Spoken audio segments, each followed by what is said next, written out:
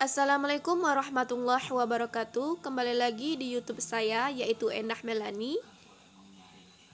Jangan lupa like, comment, share, dan subscribe. Follow juga IG saya.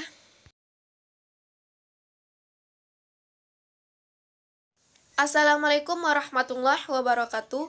Baik, di sini saya akan menjelaskan tentang sedikit teori sastra dan menikmati karya sastra. Baik, langsung saja kita bahas tentang materi kita hari ini, yaitu teori sastra. Kata teori sastra berasal dari dua kata, yaitu kata teori dari kata sastra. Sebagaimana yang dimaksud dengan teori sastra, mempelajari tentang prinsip-prinsip, hukum, kategori, kriteria sastra yang membedakannya dengan bukan sastra. Secara umum, yang dimaksud dengan teori adalah suatu sistem ilmiah atau pengetahuan sistematik yang menerapkan pola pengaturan hubungan antara gejala-gejala yang diamati, atau yang lebih bisa kita untuk mengingatnya, teori sastra yaitu bagaimana cara kita menikmati sebuah karya sastra tersebut. Nah, arti dari teori sastra kita udah tahu. Pastinya bertanya-tanya, apa sih itu sastra? Sastra, menurut Rohmansyah dalam studi dan pengajian sastra, yaitu tentang perkenalan awal terhadap ilmu sastra. Bahasa sastra berasal dari bahasa Sanskerta. Sas memiliki arti mengerahkan, mengajar, dan memberi petunjuk. Tra memiliki arti alat untuk mengajar atau buku petunjuk. Jadi, sastra dapat berarti alat untuk mengajar, buku petunjuk, buku instruksi, atau pengajaran. Secara harfiah, kata sastra berarti huruf, tulisan, dan karangan. Lalu akta sastra ini diberi imbuhan su dari bahasa Jawa yang berarti baik, indah, yaitu baik isinya dan indah bahasanya. Nah, pasti banyak yang bertanya, katanya barusan dari bahasa Sanskerta, kok sekarang jadi bahasa Jawa? Cerita singkatnya gini ya, ada istilah yang dipahami di seluruh Nusantara, pada saat itu namanya bukan Indonesia. Karena di setiap daerah itu punya pemahaman masing-masing mengenai konsep sastra ini. Nah, menurut Abrams, ada 4 komponen utama yang sekaligus merupakan sudut pandang dalam mempelajari karya sastra. Keempat sudut pandang itu adalah sebagai berikut. Yang pertama ada universe, yaitu realita kehidupan. Yang kedua, work, karya sastra itu sendiri. Yang ketiga, artis, yang bisa disebut pencipta karya sastra. Yang keempat, audiens, yaitu pembaca. Selanjutnya tentang kritik sastra. Kritik sastra adalah bagian dari ilmu sastra, istilah lain yang sering digunakan para pengkaji sastra untuk menelaah sastra, kajian sastra, analisis sastra, dan penelitian sastra. Istilah-istilah tersebut digunakan untuk menghindari kata kritik yang terkesan negatif, terkesan menghakimi. Karena tampaknya masyarakat kita masih belum terbuka hati dengan kata kritik. Kata kritik dianggap yang bermakna negatif karena menilai sesuatu dari sisi kekurangan dan kelemahan, menghakimi seseorang atas kekurangan sehingga orang yang dihakimi tidak dapat berkembang. Untuk membuat suatu kritik yang baik, tentunya diperlukan kemampuan mengapresiasi sastra, pengalaman yang banyak dalam menelaah, menganalisis, mengulas karya sastra, dan pengalaman yang cukup dalam kehidupan yang bersifat non-literer, serta tentunya penguasaan tentang teori sastra. Dengan demikian, kritikan yang diberikan terhadap suatu karya sastra menjadi kritikan yang bermakna bagi pengembangan karya sastra itu sendiri. Selanjutnya tentang sejarah sastra. Sejarah sastra bagian dari ilmu sastra yang mempelajari tentang perkembangan sastra dari waktu ke waktu. Di dalamnya dipelajari ciri-ciri karya sastra pada masa tertentu. Para sastrawan mengisi arena sastra, puncak-puncak karya sastra yang menghiasi dunia sastra, serta peristiwa-peristiwa yang terjadi di seputar masalah sastra. Dengan mempelajari sejarah sastra, kita dapat mengetahui perjalanan sastra dari waktu ke waktu, sebagian bagian dari pemahaman terhadap budaya bangsa. Tugas sejarawan bukan hanya sekedar mencatat, menginventarisasi karya sastra, tetapi tugasnya lebih dari itu. Sebagai suatu kegiatan keilmuan sastra, ia harus mendokumentasikan karya sastra berdasarkan ciri, klasifikasi, gaya, gejala-gejala yang ada, pengaruh yang melatar belakangnya, karakteristik, isi dan tematik, periode-periode yang memuat karya. karya-karya sastra, serta masalah lainnya yang menyangkut masalah sastra. Oleh karena itu, dalam mempelajari sejarah sastra, tidak lepas dari teori dan kritik sastra.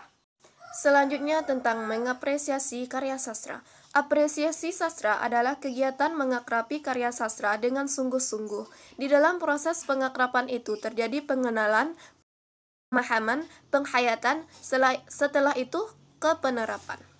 Apresiasi terhadap suatu karya dapat terjadi melalui berbagai tingkatan. Pada umumnya, para ahli sastra membagi tingkatan apresiasi tersebut dalam 4 bagian, yaitu yang pertama tingkat menggemari, yang kedua tingkat menikmati, yang ketiga tingkat mereaksi, dan keempat tingkat memproduksi. Pada tingkat menggemari, keterlibatan batin pembaca dalam apresiasi karya sastra belum begitu kuat.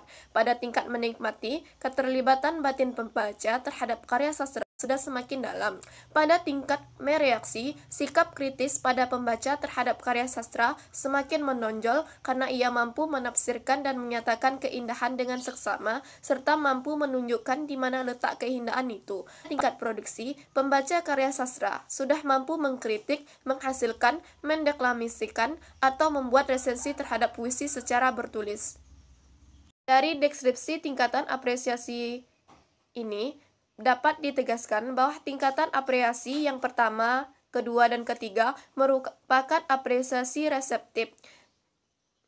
Dikatakan reseptif pada tingkat-tingkat apresiasi tersebut, pembaca karya sastra baru dalam tahap-tahap menyerap, sedangkan tingkatan apresiasi keempat merupakan apresiasi produktif karena pembaca karya sastra sudah menghasilkan sesuatu, mungkin dalam bentuk esai, karya puisi, atau karya resensi. Apresiasi sastra adalah kegiatan mengakrapi karya sastra dengan sungguh-sungguh. Di dalam proses pengakrapan itu terjadi pengenalan, pemahaman, penghayatan, dan setelah itu penerapan. Dalam proses pengenalan, pembaca atau penonton akan menemukan ciri-ciri umum karya sastra. Misalnya, sudah mengenal judul, pengarang, atau bentuk secara umum. Sedangkan setelah proses pengenalan, akan timbul keinginan untuk memahami karya sastra tersebut lebih lanjut. Pemahaman terhadap karya sastra adalah tidak berlangsung mudah dalam benak pembaca. Jika hal ini terjadi, pembaca perlu menempuh berbagai upaya untuk mengatasinya. Dalam memahami puisi, misalnya, perlu lagi pembaca terlebih dahulu mencari alasan tentang kata-kata sulit yang digunakan, membubuhkan tanda penghubung, atau membubuhkan tanda baca pada bagian-bagian tertentu puisi tersebut. Dengan cara demikian, pemahaman puisi akan lebih mudah dicapai. Proses penghayatan dalam diamati dari indikasi-indikasi yang diperlihatkan pembaca ketika ia membaca karya sastra. Umpamanya saja saat seseorang membaca surat terakhir Hayati kepada Zainuddin dalam roman Tenggelamnya Kapal Van der Witch berikut ini. Selamat tinggal Zainuddin. Dan biarlah penutup surat ini kuambil perkataan yang paling enak kuucapkan di mulutku, dan agaknya entah dengan itu kututup hayatku di samping menyebut kalimat syahadat, yaitu aku cinta akan engkau, dan kalau ku mati adalah kematianku di dalam mengenangkan engkau. Apakah dari tersebut, apakah si pembaca akan memperlihatkan indikasi sedih? Nah, dalam surat ini, apakah pembaca ikut merasakan indikasi sedih, gundah, dan iba seakan-akan dirinya yang berlakon atau yang berada dalam surat itu? Manfaat mengapresiasi karya sastra, salah satunya contohnya yaitu siapapun yang sungguh-sungguh membaca novel Laskar Pelangi karya Andrea Hirata pasti akan merasakan ketakjuban yang luar biasa ketika melihat kehidupan sehari-hari jumlah anak sekolah di dasar di suatu kawasan di Belitung. Dididik oleh hanya 2 orang guru di suatu bangunan yang nyaris rubuh, mereka tumbuh menjadi anak-anak yang ceria, tangguh, dan berkarakter kuat. Keterbatasan tidak menyebabkan mereka menjadi anak-anak yang lemah dan mudah menyerah. Guru-guru mereka hadir tidak terutama untuk mengajarkan materi pelajaran, melainkan mengajarkan kehidupan. Karena itu, mereka tidak pernah menjadikan sekolah sebagai satu-satunya tempat belajar. Tempat dan sumber belajar yang sesungguhnya bagi mereka adalah kehidupan tepian laut, di atas dan di celah-celah batuan besar di pantai, serta di keindahan sang pelangi. Begitulah membaca karya proses fiksi yang baik bermanfaat bagi memperkaya jiwa, memperkuat dan mempertajamkan daya imajinasi membaca. Kekuatan imajinasi yang diperlukan dalam pengembangan kreativitas manusia. Bangsa-bangsa yang kreatif adalah bangsa-bangsa yang sudah sejak lama berlatih mengembangkan daya imajinasinya. Contoh lain dalam kehidupan sehari-hari yaitu, misalnya kita hobi mendengarkan lagu-lagu viral yang bertahan lama dan kita menyukai. Tapi sebelum kita belajar tentang mengamati sebuah lagu tersebut, mungkin kita hanya pada tingkat menyukai. Tapi lain halnya jika kita mengulang-ulang dan melihat kekurangan dan kelebihan dari lagu tersebut, sehingga pastinya kita akan berusaha untuk membuat lagu yang lebih hebat dari yang kita dengar tersebut. Oleh karena itu, bersungguh-sungguhlah dalami dan menguasai teori sastra, sehingga kita bisa melihat suatu karya sastra dalam jangkauan yang lebih luas lagi. Baik, hanya itu yang dapat saya sampaikan. Jika ada salah kata, saya mohon maaf, dan saya ucapkan terima kasih. Wassalamualaikum warahmatullahi wabarakatuh. Jangan lupa like, comment, share, dan subscribe. Terima kasih.